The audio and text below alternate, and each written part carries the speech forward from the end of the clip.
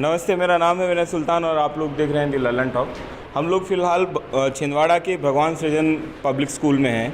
यहाँ पे हमारे साथ यहाँ का टीचिंग स्टाफ है और हम लोग यहाँ पे फेसबुक और जो Lalan top India today group का जो इनिशिएटिव था फेक न्यूज़ के ख़िलाफ़ में वर्कशॉप करने के लिए हम स्कूल आए हुए हैं। हमारे साथ यहाँ पे खूब सारे टीचर मौजूद हैं। स्कूल की छुट्टी हो चुकी है और ये लोग वेट कर रहे थे इस वर्कशॉप का, तो हम वर्कशॉप जल्दी जल्दी शुरू कर देते हैं। आइए। तो हम लोग बेसिकली यहाँ पे फेसबुक के साथ में हम लोगों ने एक इनिशिएटिव लिया था कि जो हमारे पास में अभी ऑनलाइन मीडियम पे हम लोग सब लोग हैं, सोशल मीडिया पे हम लोग सब लोग हैं और हमारे पास में इंफॉर्मेशन की बम्बार्डिंग है। बहुत सारी इन्फॉर्मेशन एक साथ में आ रही हैं और बहुत डिफ़िकल्ट होता है ये आइडेंटिफाई करना कि कौन सा सोर्स जो है इन्फॉर्मेशन का वो रिलायबल है, कौन सा नहीं है। कौन से सोर्सेज ऐसे हैं जो मतलब कि आपको गुमराह कर रहे हैं और कौन से सोर्सेज ऐसे हैं जिनके सूचनाओं पे आप भरोसा कर सकते हैं। तो ऐसी स्थिति में हम लोगों ने इनिशिएटिव लिया था कि हम जो समाज के जो प्रोग्रेसिव जो आगेवान जिनको हम लोग बोलते हैं, जो ऐसा तबका है जो ओपिनियन मेकर है, जिनकी बातों के ऊपर समाज का एक भरोसा, एक टीचर्स की एक क्रेडिबिलिटी है इस सोसाइटी में, और वैसे लोगों के डॉक्टर्स के पास में, इंजीनियर्स के पास में, आम लोगों के पास में भी जाएंगे, उनको थोड़ा सा फेक न्यूज़ के बारे में बताएंगे कि फेक न्यूज़ किस तरीके से काम करती है और आप किस तरीके से उसको आइडेंटिफाई कर सकते हैं। तो हम लोग इसी प्रेजेंटेशन, इसी वर्कशॉप के लिए आपके पास में आए हैं। बेसिकली हमारे पास जो भी इन्फॉर्मेशन आती है उसके तीन मोटा मोटी डायमेंशंस में हम उसको इन्फॉर्मेशन को देखते हैं। या तो वो फैक्ट है कि जैसे सूरज पूरब में उगता है ना, जैसे कि मतलब कोई भी फैक्ट एंड फिगर हो सकता है। जैसे माउंट एवरेस्ट की ऊंचाई 8,448 मीटर स्क्वायर है, हैं। इस तरीके की जो फैक्ट्स हैं जो जिनमें बहुत तब्दीली नहीं होती, जिनके ऊपर कोई संदेह नहीं होता। दूसरा चीज़ ये होती है कि कोई चीज़ें होती हैं जिनके ऊपर अपना ओपिनियन होता है, कोई ख़ास घटना होती है जिसके बारे में हम अपने जो हमारा एरिया ऑफ एक्सपीरियंसेस होता है अपने दिमाग में, कि हमने इस दुनिया में जो इन्फॉर्मेशन अभी तक ली है, जो इन्फॉर्मेशन कंज्यूम की है, उसको कैसे देखा, गुना समझा है, उस चीज़ को लेके हम अपना एक एरिया ऑफ एक्सपीरियंस डेवलप करते हैं और हम उसके आधार पे किसी भी घटना की इंटरप्रिटेशन करते हैं। बेसिकली वो होता है ओपिनियन हमारा। और तीसरी चीज़ होती हैं कोई भी इन्फॉर्मेशन ऐसी होती है जो रूमर होती हैं, जिनके कोई सिर पैर नहीं होते, जिसके बारे में कोई पुख्ता जानकारी नहीं होती, वैसी इन्फॉर्मेशन को हम रूमर कहते हैं, जो किसी खास एजेंडे के तहत या अनजाने में भी लोगों के द्वारा आगे से आगे फैला दी जाती हैं। और रूमर्स का एक ख़ास तरीका का कैरेक्टरिस्टिक होता है कि जब सोसाइटी, समाज में जब तनाव की स्थिति होती है ना, जब केओस पैदा होता है, उस स्थिति में रूमर्स बहुत ज़्यादा तेज़ी से फैलती हैं और वो होता है, अंततः ऐसा होता है कि वो अपने समाज की, अपने सोसाइटी का जो माहौल होता है उसको बहुत बिगाड़ने में उसकी बहुत भूमिका रहती है। हमने अक्सर जब ऐसी स्थितियाँ हुई हैं, कोई एक्सीडेंट हुए हैं, कहीं दंगे हुए हैं, राइट्स हो रहे हैं, कहीं प्रोटेस्ट में कहीं गोली चल गई, पत्थर चल गए, वैसी स्थिति में हम देखते हैं रूमर्स बहुत तेज़ी से फैलती हैं। और ये अभी से नहीं, वो बहुत पहले से ऐसा होता आया है, लेकिन सोशल मीडिया ने उसकी गति को बहुत तेज़ कर दिया है। पहले ये होता था कोई रूमर फैलती थी तो उसको दबाने के लिए, उसको काउंटर करने के लिए हमारे पास में पर्याप्त समय होता था। अब आप रूमर से एक click, you are just one click away, किसी ने कुछ भी लिखा, आपको भेजा, आपको तुरंत मिल गया, आप उसके ऊपर उतना ही स्विफ्टली रिएक्ट करते हैं, आगे फॉरवर्ड करते हैं ना।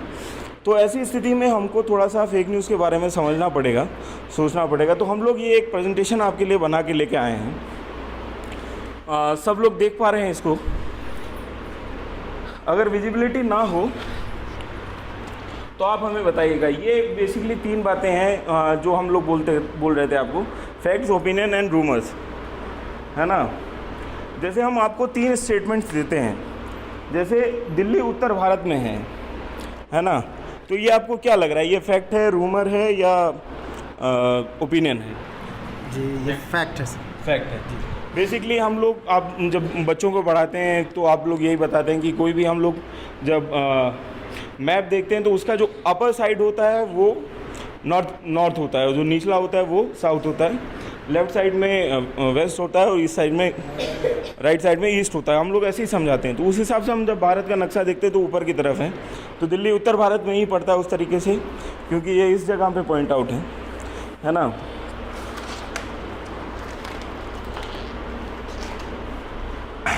दिल्ली और मुंबई भारत में दो शहर हैं। आपको क्या लगता है, ये फैक्ट है क्या, रूमर है, ओपिनियन है? फैक्ट है। थोड़ा सा जोर से बोलिए। फैक्ट है। थक गए हैं क्या आप पूरे दिन पढ़ाते पढ़ाते? हाँ, ये भी फैक्ट है। मतलब दो सिटीज़ हैं, और ये दिल्ली और मुंबई 2 शहर जो भारत में हैं, ये बयान भी फैक्ट है एक तरीके से। तीसरा स्टेटमेंट ये है, दिल्ली में बहुत शोर है। ये आपको क्या लगता है, ये रूमर है, ओपिनियन है या फैक्ट है? ये तो दोनों में आएगा, ये फैक्ट भी है और ये रूमर भी है। ये रूमर भी और फैक्ट भी है। दरअसल ये ना रूमर है ना फैक्ट है, ये ओपिनियन है। मसला ये है कि अब मैं दिल्ली में किस जगह पर रहता हूँ या दिल्ली में मेरा किस एरिया से मेरा एक्सपोजर या साबका है। अगर मैं लुटियंस जोन में रहता हूँ, जहाँ पे हमारे नेता रहते हैं, मंत्री रहते हैं, साउथ ब्लॉक, नॉर्थ ब्लॉक, जहाँ से हमारी सरकार चलती है, देश का मुस्तकबिल तय होता है, वो एरिया बहुत शांत है, वहाँ की ट्रैफिक व्यवस्था बहुत अच्छी है, सड़कें बहुत बढ़िया हैं, ग्रीनरी हैं। अगर मैं उस एरिया में अगर मेरे को रहना हो तो मेरे को ये लगेगा कि दिल्ली बहुत शांत जगह है, बहुत खूबसूरत जगह है। और अगर मैं मतलब पढ़ने वाला नौजवान हूँ, अगर मैं मतलब जैसे ऐसे इलाकों में रह रहा हूँ जैसे विजयनगर है या आज़ादपुर मंडी है या कटवारिया सराय है, जहाँ पे खूब घिचड़ पिचड़ सा माहौल है, क्योंकि स्टूडेंट्स बाहर से आए रह रहे हैं, बाहर से माइग्रेटेड जो मजदूर हैं वो आके रह रहे हैं, तो वहाँ पे बहुत शोर शराबा है, बहुत मतलब आपको बहुत हैप्पीनेस आपको दिखेगी। छोटी छोटी गलियाँ हैं, लोग मतलब कैसे भी करके रह रहे हैं, अंधेरे कमरों में रह रहे हैं, जहाँ पे दिन में भी आपको ट्यूबलाइट जलानी पड़ती है, डायरेक्ट सनलाइट और एयर का भी एक्सेस नहीं है ना। तो ये दोनों चीज़ें जो हैं वो अपने एक्सपीरियंसेस पे डिपेंड करते हैं कि आपके कैसे एक्सपीरियंसेस दिल्ली को लेके हैं, तो उसके ऊपर डिपेंड करेगा कि ये आप इसको ओपिनियन समझते हैं ना, तो ये ओपिनियन है जो आपके होल एंड सोल आपके एक्सपीरियंस पे डिपेंडेंट है ना। इसी तरीके से एक और स्टेटमेंट है,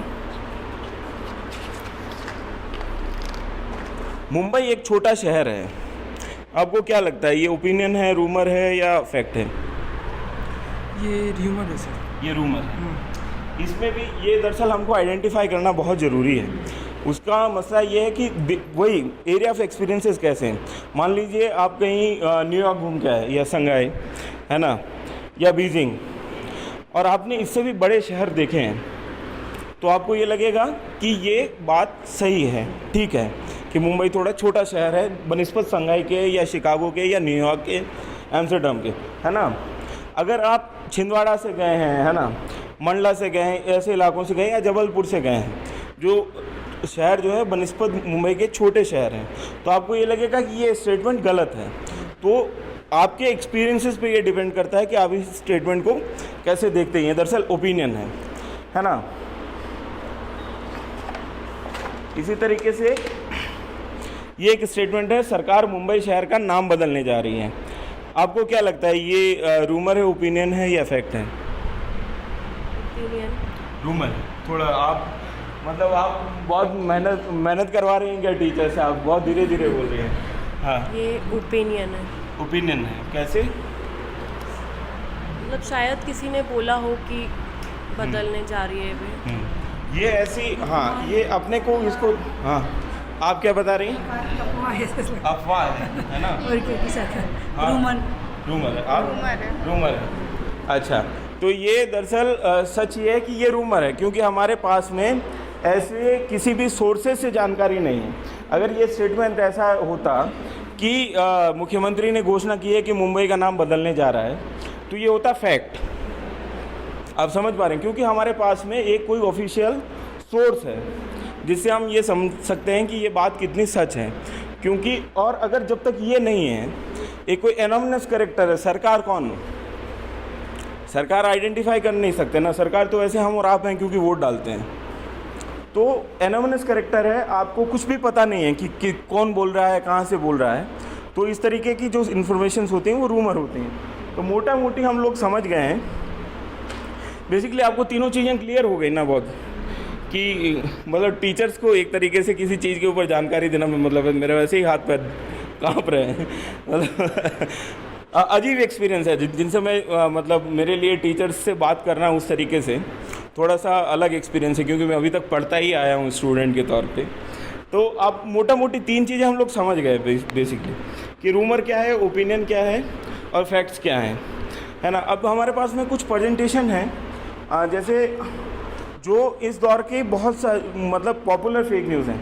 जैसे नोटबंदी के टाइम में जब बहुत पैनिक सिचुएशंस थी, उस समय ये वाला आपके सामने बहुत आया होगा कि नैनो GPS चिप हैं, आप लोग क्या, हम लोग भी इसके चपेटे में आ गए थे। बहुत सारे हमारे जो हम पेशा लोग हैं, जो पत्रकार हैं, उन्होंने भी इसको दिखा दिया था कि ऐसा ऐसा बेसिकली कि ये नैनो जीपीएस चिप है, 120 मीटर से भी नोट को निकाल के बाहर कर देंगे टाइप वाला। तो ये रूमर का हम लोग भी शिकार हो गए थे, आप लोग भी हो गए थे ऑब्वियसली कि ऐसा ऐसा, जबकि ऐसा कुछ था नहीं, है ना। और ना कोई उस समय भी हमारे पास में, एक सेकेंड राशिद थोड़ा सा, हाँ, ना कोई उस समय हमारे पास में इस तरीके के ऑफिशियल सोर्सेज थे कि जो हमें ये बता पाएँ कि ये सच है कि नहीं। आप में से कोई अगर मेरी मदद कर दे यहाँ पे, हाँ 1 मिनट पकड़ो, हाँ शुक्रिया। उस समय हमारे पास में कोई ऑफिशियल सोर्सेज थे नहीं कि कहाँ से ये इन्फॉर्मेशन आ रही है, किसी को पता नहीं है। व्हाट्सएप पे सबके पास में आई, व्हाट्सएप से सबने इसको सच मान लिया, क्योंकि पैनिक की सिचुएशन थी ना, सबको पैसा जमा कराना था, हाथ में कैश ख़त्म हो गया था, एटीएम से पैसा निकल नहीं रहा था। तो वैसी स्थिति में तो ये हमारे पास में बहुत आया। तो ये एक तरीके के फेक न्यूज़ थी, और ऐसे इन्फॉर्मेशन हमारे पास खूब आते हैं। अब सवाल ये है कि उन इन्फॉर्मेशंस को पकड़ा कैसे जाए, समझा कैसे जाए कि वो ठीक है कि नहीं है। तो उसके लिए हमारे पास में एक प्रेजेंटेशन और है। ये स्पॉटिंग फॉल्स न्यूज़ जो हमने एक प्रेजेंटेशन आप लोगों के लिए तैयार किया है कि कैसे चीज़ें काम करती हैं ना। तो इसमें पहली टिप ये है कि आपको जो हेडलाइन है वो हेडलाइन को समझना पड़ेगा। मतलब होता ये है कि एक्सक्लेमेशन मार्क हम लगा देते हैं, कई बार क्वेश्चन मार्क लगा लेते हैं, वो एब्सोल्यूट खबर नहीं होती। मान लीजिए ऐसा होता कि नकुल, जैसे एक खबर आपकी यहाँ पे छिंदवाड़ा में कि मैं आपको कुछ इन्फॉर्मेशन देना चाह रहा हूँ कि ऐसी संभावना बन सकती है। मैंने ये आपको एक हेडलाइन दे दी कि नकुल नाथ का छिंदवाड़ा से कटा टिकट, क्वेश्चन मार्क।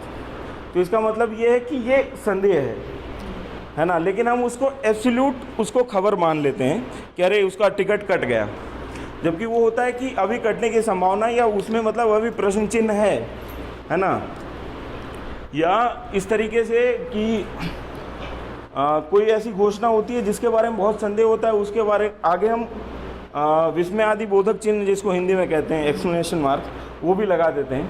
तो हेडलाइन को थोड़ा सा देखिए कि वो कहना क्या चाह रही है। पहली टिप यही है कि हेडलाइन जब तक हेडलाइन को नहीं समझेंगे तब तक आप नहीं समझ पाएंगे कि ये कितना सच है या गलत है। हम लोग, और होता ये है कि अक्सर हम हेडलाइन पढ़ के आगे बढ़ जाते हैं और वो जो इन्फॉर्मेशन होती है उसको इन्फॉर्मेशन की तरह कंज्यूम कर लेते हैं। तो ये बड़ा ख़तरनाक टेंडेंसी है।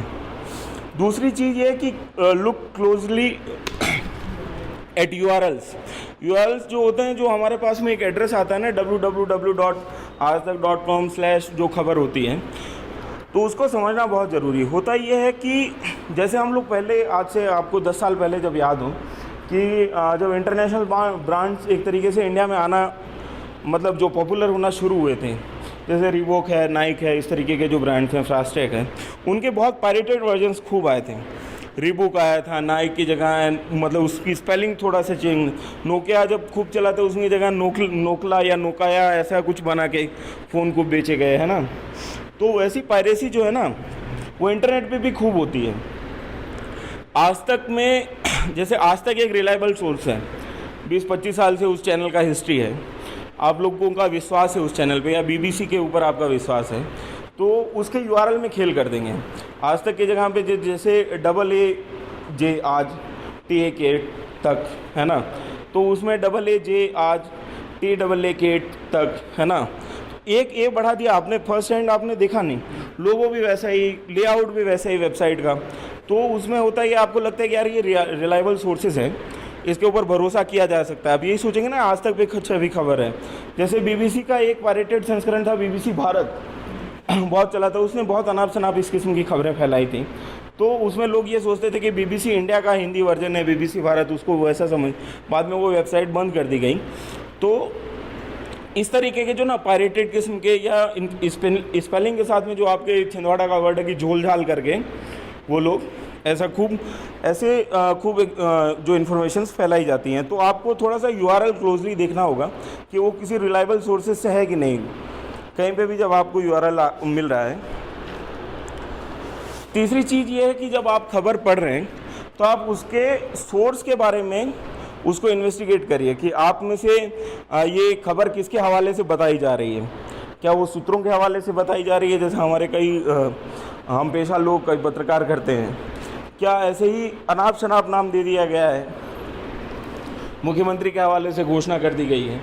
जो इस किस्म की फेक न्यूज़ होती हैं उनमें जो ये बहुत सारी चीज़ें जो हैं सोर्सेज के बारे में क्लियर नहीं होती हैं। तो ये आप थोड़ा सा ध्यान रख के इसको देखिएगा। अनयूजुअल फॉर्मेटिंग, जैसे आपके पास में अखबारों के खूब और ये न्यूज़ चैनल के खूब स्क्रीनशॉट आते हैं और फ़ोटो किसी की बनी होती है, कुछ भी खबर लिखी होती है।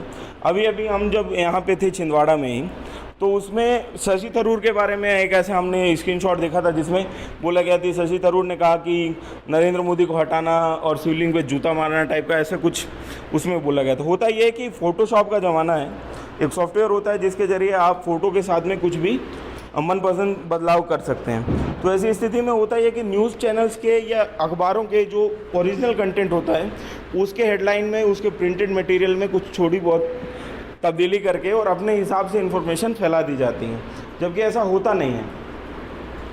तो ये बड़ा मसला है अभी के दौर में। तो अनयूजुअल फॉर्मेटिंग अगर आप देखें तो उसमें आपको थोड़ा सा, अगर आप उस फोटो को गौर से देखेंगे तो आपको समझ में आ जाएगा कि नहीं यार ये तो गड़बड़ है मामला। चौथी चीज़ ये है कि इमेजेस जब देखें तो उसमें थोड़ा सा देखें कि आपको समझ में आ जाएगा, अगर थोड़ा सा गौर से देखेंगे कि वो इमेजेस फ़ोटोशॉप्ड हैं या वो इमेजेस असली हैं, है ना। उसमें आपके जो उसका बैकग्राउंड होगा उससे मैच नहीं कर रही होंगी। अपने को अगर किसी चीज़ को गौर से देखेंगे, किसी इमेज को, तो आपको समझ में आने लग जाएगा कि ये इमेज जो है वो ओरिजिनल है भी कि नहीं है ना। हालांकि फ़ोटोशॉप में लोग बहुत माहिर हो चुके हैं, लेकिन पकड़ा जा सकता है अभी, मतलब चोर की दाढ़ी में तिनका तो होता ही है।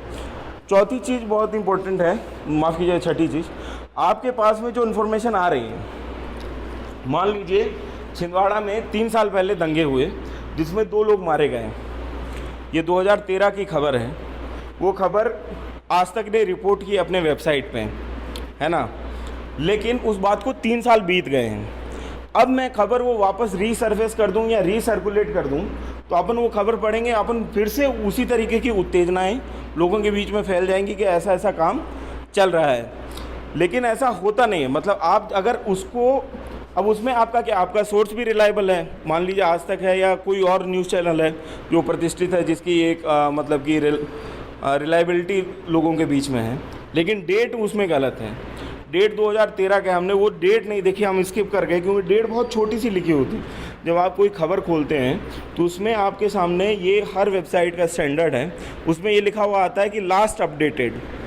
तो लास्ट अपडेटेड अगर 2013 का है तो आप उस खबर में पे भरोसा मत करिए या उसको उस टाइम फ्रेम में देखिए।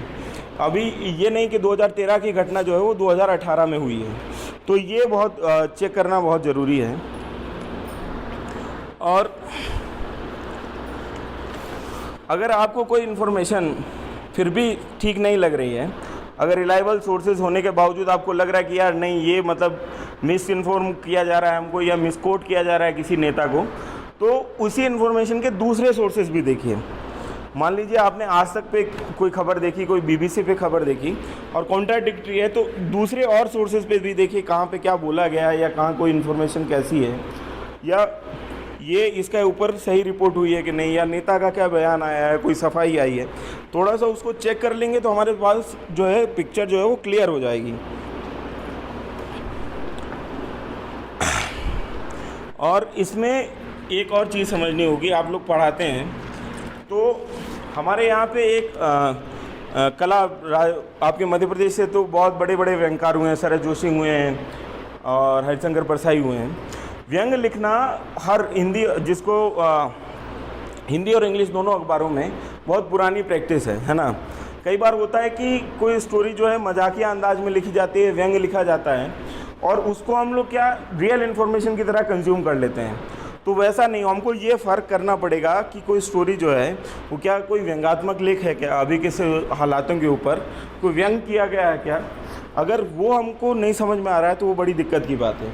और उसमें होता ही है कि चुटीले अंदाज में चीज़ें कही जाती हैं, हम उसको सच मान के बैठ जाते हैं, है ना। तो ये हमारे पास ये टिप्स हैं जिनके ज़रिए आप थोड़ा सा फेक न्यूज़ से बच सकते हैं। बुनियादी बात जो है वो ये है कि हम लोग जो हैं जब हमारे पास इंटरनेट शुरुआत में आया था तो हमको ये बोला गया था कि ये एक तरीके से इन्फॉर्मेशन का डेमोक्रेटाइजेशन है। जो चीज़ें जो इन्फॉर्मेशन जो है सालों से लाइब्रेरीज़ में बंद थी वो आदमी के हथेली पे आ जाएंगी और हर आदमी के पास में जो है इन्फॉर्मेशन का एक्सेस हो जाएगा। लेकिन हम जब देख रहे हैं 20 साल बाद में इंटरनेट के जो अपने जो पार्श्व प्रभाव जिनको साइड इफ़ेक्ट्स हम बोलते हैं वो ये हैं कि हमारे पास में इन्फॉर्मेशन की बम्बार्डिंग है। इतनी इन्फॉर्मेशन आ रही है कि उसमें से हमको कौन सी करेक्ट है, कौन सी सही है और कौन सी नहीं है, और उसको आइडेंटिफाई करना बहुत मुश्किल हो जा रहा है। और उसमें होता ही है कि हम लोग बहुत बार मिस इन्फॉर्म हो जाते हैं। और आप लोग जिनके ऊपर मतलब कि हम लोग ये समझते हैं कि आप लोगों का साबका रोज़ बच्चों से पड़ता है। आजकल मेरे को लगता है 9-10 साल के बच्चे जो हैं वो खूब इंटरनेट का इस्तेमाल कर रहे हैं। और मतलब इन्फॉर्मेशन टेक्नोलॉजी इस तरीके से बढ़ी है कि इन्फॉर्मेशन पे ऐसा एक्सेस आज से पहले ह्यूमन हिस्ट्री में कभी नहीं था। दूसरी चीज़, ह्यूमन हिस्ट्री में ऐसा डॉक्यूमेंटेशन कभी नहीं था। और आप कहीं अच्छे रेस्टोरेंट में जा रहे हैं, आप उसको वहाँ के पिक्चर क्लिक कर रहे हैं, तो ये अगर मैं आपकी फेसबुक टाइमलाइन पे चला जाऊँ तो मैं आपके पिछले 3 साल के जो बड़े इवेंट हैं उनको देख के मैं बता सकता हूँ, अच्छा आपकी मैरिज एनिवर्सरी इस दिन थी, आपके बच्चे का बर्थडे इस दिन था, क्योंकि आप जो सेलिब्रेट कर रहे हैं, आप कहीं घूमने जा रहे हैं, अच्छा आप मनाली घूमने गए तो आप उसकी फ़ोटोज़ डाल रहे हैं, उसके बारे में लिख रहे हैं। तो ऐसा डॉक्यूमेंटेशन भी ह्यूमन हिस्ट्री का कभी नहीं हुआ, मतलब इतने ग्रास रूट लेवल पे, और ऐसा इन्फॉर्मेशन तक पहुंच कभी नहीं हुई ह्यूमन हिस्ट्री में। इन्फॉर्मेशन जिसको हम बोलते हैं कि इन्फॉर्मेशन सच में ताकत है, और इंटेलिजेंस पे हर देश और हर सभ्यता इतना पैसा खर्च करती है, अपना इतना एफर्ट लगाती है, वो इतना आसान हो गया। लेकिन इसके साथ में ये दिक्कत ये आई है कि बच्चे जिनको आप पढ़ा रहे हैं वो भी लगातार मिस इन्फॉर्म हो रहे हैं, टीचर्स भी मिस इन्फॉर्म हो रहे हैं, पूरी सोसाइटी मिस इन्फॉर्म हो रही है। तो आप लोगों के ऊपर भी हम थोड़ा सा ये जिम्मेदारी डाल रहे हैं कि आप जब बच्चों से मिलें, उनसे बातचीत करें, तो उनको भी ये समझाएं कि इस तरीके से चीज़ों को देखें, समझें, परखें और गलत तरीके से गुमराह नहीं हो, क्योंकि उससे होता ही है कि अल्टीमेटली इस सोसाइटी का स्ट्रक्चर जो है वो डिसमेंटल होता है, वो टूटता है, और जिस एजेंडे से फेक न्यूज़ चलाई जाती हैं वो लोग उसमें कामयाब होते हैं। तो ये हमारा आपसे निवेदन है, ये आपके साथ में हमारी फेसबुक वर्कशॉप है। आप में से कोई आदमी कुछ और पूछना चाहता है तो हम लोग ये फ्लोर खोलते हैं उनके लिए। हाँ, और व्हाट्सएप के लिए भी आपके पास में 2-3 फीचर्स हैं जिसके बारे में मैं बताना भूल गया था। आप लोगों ने किसी ने नोटिस किया है कि पहले हम लोग जो मैसेज भेजते थे व्हाट्सएप पे उसके ऊपर कुछ नहीं लिखा हुआ आता था, अब फॉरवर्डेड एक लिखा आता है। वो दरअसल व्हाट्सएप ने ऐसा किया कि मान लीजिए, क्या नाम है आपका? रमाकांत पटेल। रमाकांत। अब मान लीजिए कि प्रिंसिपल मैम आपको कोई मैसेज भेज रही हैं, तो आप ये समझेंगे कि प्रिंसिपल मैम भेज रही हैं तो इन्फॉर्मेशन करेक्ट ही होगी, वो मेरे को क्यों झूठ बताएंगी। एक क्रेडिबिलिटी है आप दोनों के रिलेशनशिप में, प्रोफेशनल रिलेशनशिप होने के साथ साथ, तो उस क्रेडिबिलिटी को भुनाया जाता है फेक न्यूज़ के ज़रिए, है ना। इनको कोई इन्फॉर्मेशन अच्छी लगी, इन्होंने मान लीजिए इन्होंने जल्दीबाजी में उसको नहीं चेक किया, क्रॉस चेक नहीं किया, आपके पास में भेज गया, तो वो इन्फॉर्मेशन आपके पास में आई थी इनकी क्रेडिबिलिटी के साथ में कि मैम ने भेजी होगी, गलत नहीं होगी, ये ठीक ही होगा मामला। लेकिन ऐसा नहीं था, होता ये कि इनके पास में भी कहीं और से आ रही हैं। तो वो चेक करिए कि आप इनको ये इनको जो मैसेज भेज रहे हैं क्या वो फॉरवर्डेड मैसेज हैं क्या। फॉरवर्डेड मैसेज ये हैं तो इनके मतलब उसकी जिम्मेदारी या उसकी तथ्य वो कितना तथ्यात्मक तौर पर सही है, इसकी जिम्मेदारी इनकी नहीं है। मतलब उसके साथ में इनकी क्रेडिबिलिटी, इनकी विश्वसनीयता जुड़ी नहीं है, क्योंकि इनके पास भी कहीं और से आया है ना, कोई और सोर्स है, वो इस इन्फॉर्मेशन का सोर्स नहीं है। दूसरी चीज़ ये है कि आपको अगर कोई चीज़ें अनोइंग लग रही हैं व्हाट्सएप पे, तो आप उन चीज़ों को ब्लॉक कर सकते हैं। बहुत सामान्य सा फीचर है। कोई ग्रुप जिसमें आपको बार बार जोड़ा जा रहा है, उस ग्रुप से आप बाहर निकल सकते हैं। और तीसरी चीज़, आप अपने ऐतराज़ दर्ज करवा सकते हैं अगर आपके पास में कहीं से फेक न्यूज़ आ रही है। तो सबसे बड़ी बात यह है कि आपको कोई भी इन्फॉर्मेशन आगे फॉरवर्ड करने से पहले उसको देखना होगा, परखना होगा, और थोड़ा सेंसिबली चीज़ों को, अगर आप फॉरवर्ड कर रहे हैं किसी इन्फॉर्मेशन को, तो उसको सेंसिबली उसको सोचिए, समझिए, है ना। और आपके जो स्टूडेंट्स हैं उनको भी ये चीज़ें समझाइए। आपके साथ में हमारा एक्सपीरियंस बहुत अच्छा रहा, शुक्रिया। खबरों में भी आ गया है पहले आओ पहले पाओ ऑफर। दी लल्लन टॉप ऐप एंड्रॉइड पर है ना, तो न्यूज़ का ख्याल करो, सबसे पहले इंस्टॉल करो।